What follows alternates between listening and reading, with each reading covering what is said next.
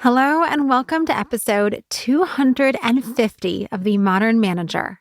I'm your host, Mamie Canfor Stewart.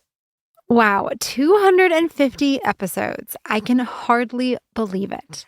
It has been almost 5 years and quite an amazing journey to reach this milestone. So, most importantly, thank you for listening. Whether you are a longtime follower or this is your very first episode, whether you listen regularly, regardless of the topic, or scroll through and pick the ones that speak to you, it is because of you that I create the show week after week after week after week. To celebrate my 250th episode, I am offering 25% off all subscriptions to the Modern Manager Skills Accelerator through the end of April. The Skills Accelerator is designed to help you gain the skills, mindset, and habits needed to effectively manage your team and yourself so that everyone gets to be their best selves and do their best work. You get access to more than 50 audio lessons and workbooks on a wide range of topics, one-on-one asynchronous coaching with me so you can tackle your specific challenges, plus a patron-level membership to the Modern Manager community and all the guest bonuses, extended episodes, and other benefits of membership. Go to themodernmanager.com/milestone250 to learn more and sign up at 25% off. Check the show notes for the links and the details. Now, just like for my 200th episode, I decided to take a look back at what ideas have stayed with me over the past year or so. And while every guest shares something insightful, I chose 5 key takeaways that, for me, stood out in some way. I hope you find these ideas useful, but more importantly, I hope you'll scroll back into the feed and check out older episodes that maybe you haven't listened to because you're newer to the show, or maybe at the time when it was released, the topic didn't really resonate, but maybe now it will. Or maybe you did listen a while ago, and it's just time to scroll back and listen again because we all could use a refresher every now and then. So without further delay, let's get to it. So unlike a typical episode, in this show, I'm going to do a lot of the talking, but I'll share snippets from guests so you can hear it directly from them. I'll set the context and then expand on their idea and why I think it's such an important concept for us as managers to remember. And I'll offer an idea or two for how you can take action on this insight. So I hope you'll join me in taking the steps to become a better manager and apply what you're learning on the show, because that's why I make the show every week, so that you and I can both learn and improve ourselves. So to start us off, we're turning to two-time guest Rob Toomey. In episode 219, Motivation Through Core Values, Rob explains the 4 temperaments that shape our motivations and core values. The building blocks of personality type is sort of brought to life by Carl Jung and then further clarified by Isabel Myers and then made famous by the Myers-Briggs type indicator and that whole sort of universe. That's talking about extroversion, introversion, which is how we get our energy. Sensing and intuition, which is how we sort of take in and process information. Sensing types are focused on the sort of practical realities, the grounded world around them. They tend to focus more on the short term here and now, whereas intuitive types are looking about the future, possibilities, what might be down the road. And I always like to say on that one that, we're spending, during the course of any given day, a lot of time in both of those camps because we have to. It's situational. So people actually tend to develop pretty strong capabilities in both of those areas. Then we have the thinking and the feeling preference, which is how we make our decisions. Thinkers leaning first towards the pros and cons. Feelers starting first with this sort of impact on the people and the gut check. Do I feel right about this? And then finally, you have the judging and the perceiving piece, which is our preference for structure. So judgers like to have a plan, like to stick to a plan, pushing for closure relatively early on in the conversation, versus our perceiving friends who are more sort of spontaneous and open and actually kind of feel a little discomfort when forced to make a choice. So those are the building blocks. As you mentioned, the 4 temperaments, it's actually been a topic studied throughout human history across different cultures. It's certain combinations of these letters, as David Kiersey was actually able to sort of suss out back in the 1970s, that touch on people's motivations and really what's at the core of their personality. Rob later goes on to say, when managers are first promoted into their managerial position for the first time, they tend to go out and manage people in a perfect way if they were the one being managed. Right. So they're applying the golden rule, which is, hey, this is what I would want. And they're often stymied when the person does not respond as well as they would if they were on the receiving end. And it really breaks down pretty clearly along these temperament lines. So if I'm able to give the person what they're looking for as a manager, then I can bring out their best. But if I'm just giving them what I would want or what I would respond really well to, I'm rolling the dice that the person happens to be similar enough to me or flexible enough in his or her style to meet me halfway. While there's been a lot of talk in the Twitter sphere lately about the validity of personality type, my experience and many thought leaders I respect see these concepts as helpful tools for understanding differences in our natural tendencies. And this matters because as a manager, what works for you may not work for your team members. And even more so, I may not understand why something motivates a team member when it does the exact opposite for me. So getting clarity on the core values of your colleagues can ensure you're doing and saying the things that will best connect to their internal drive. And one of the easiest ways to understand those core motivators is through personality type temperaments that Rob explains fully in episode 219. So that's your first call to action. If you're not familiar with the temperaments, or it's been a while since you listened to Rob explain them, scroll back or click in the show notes and listen to Rob lay out the 4 temperaments and what motivates each. Then take 5 minutes and consider for each of your team members which temperament they are most likely to be. Consider what you've noticed about them already. When do they seem most engaged?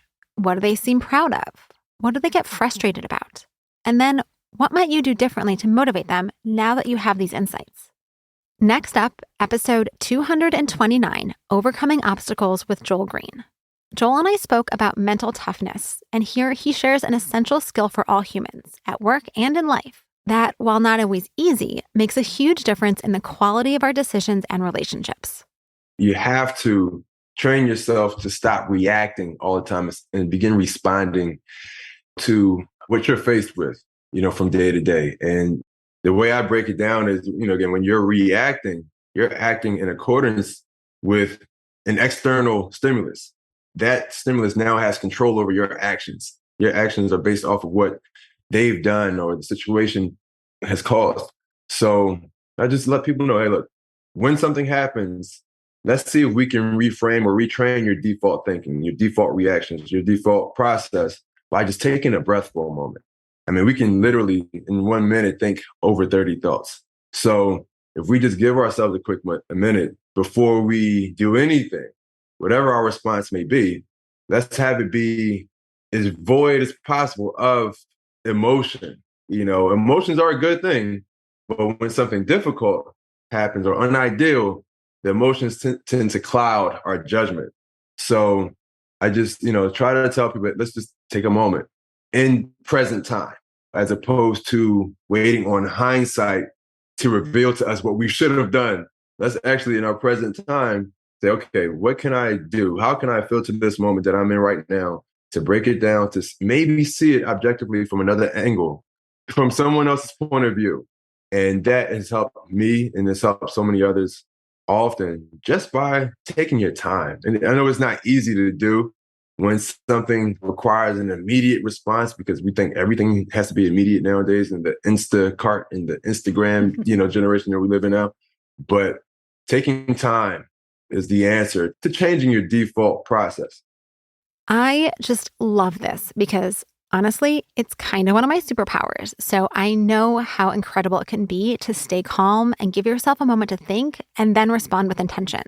So often, people say or do something they later regret because we were thinking and acting in the moment purely according to that rush of emotions, when ideally, emotions should be just one of many sources of information to consider when deciding how to respond.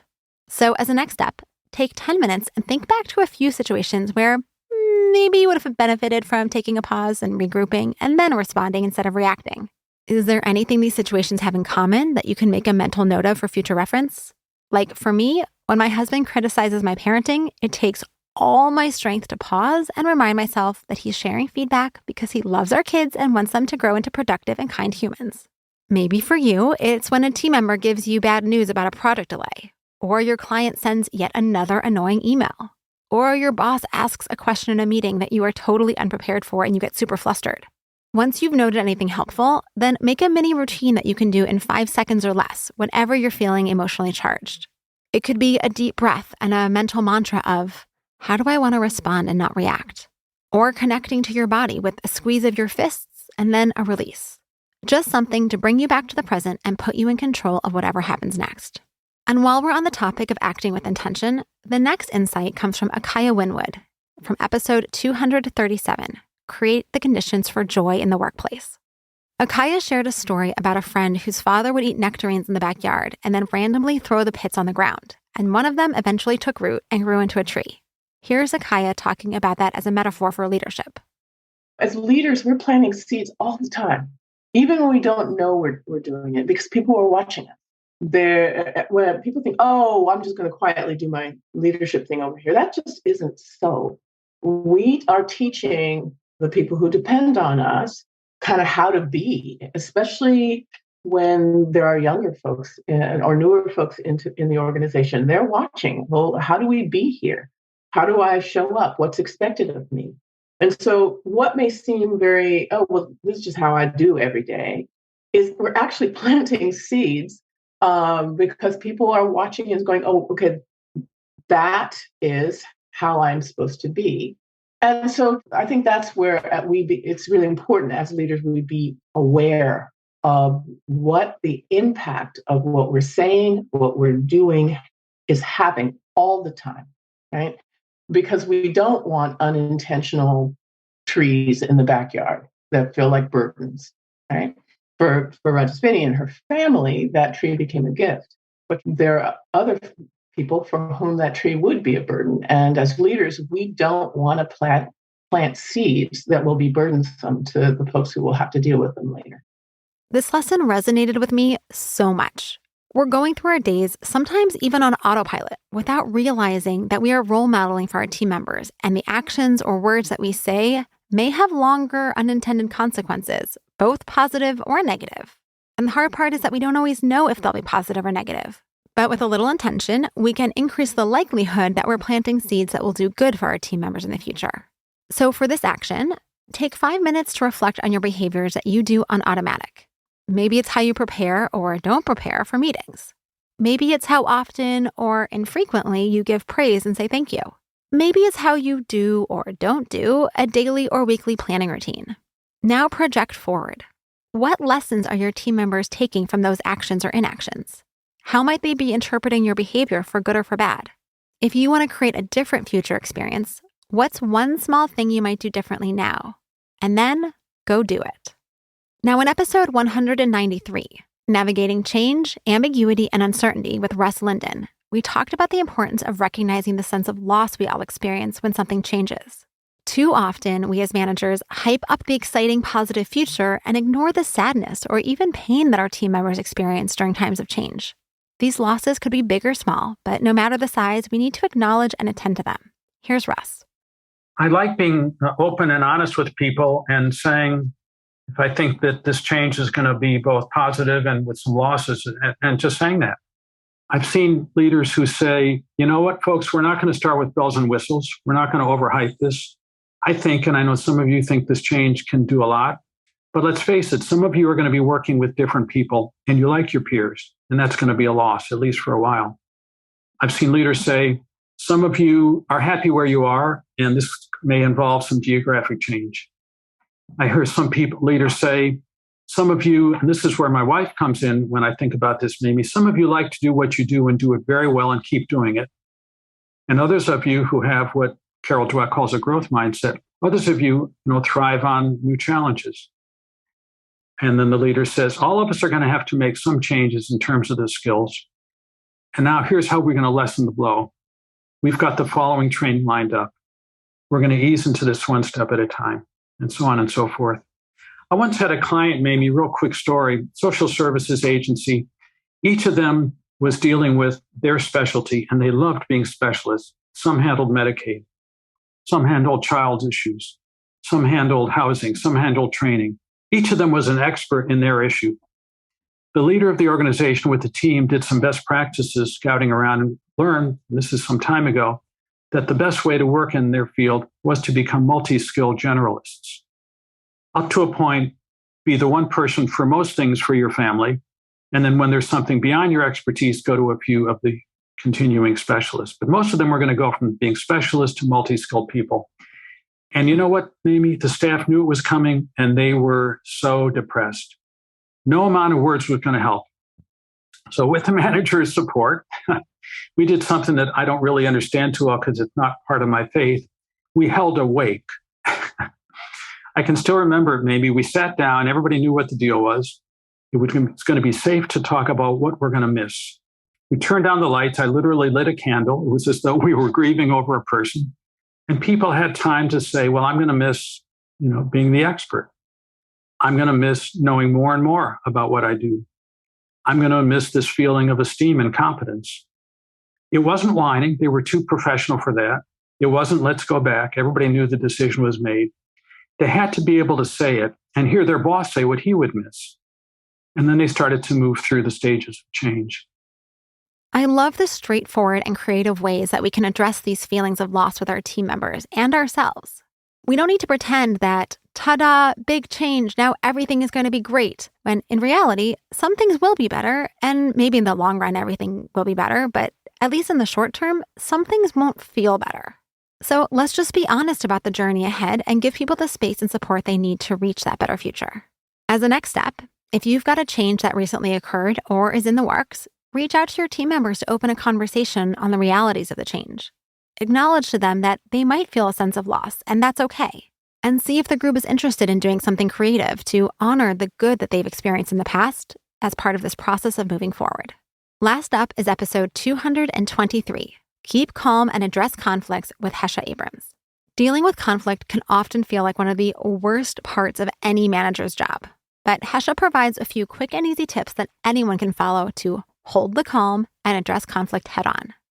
So the first analogy is spaghetti sauce. We've all cooked with it. We all drop it on the counter. If you take a sponge and wipe it up right away, it comes right up, right? No big deal. You leave it overnight, what do? Scraping it off with a spatula. You leave it for a couple of months, it's old and moldy and gross. That, my friends, is conflict. If we handle it right away, it's easier.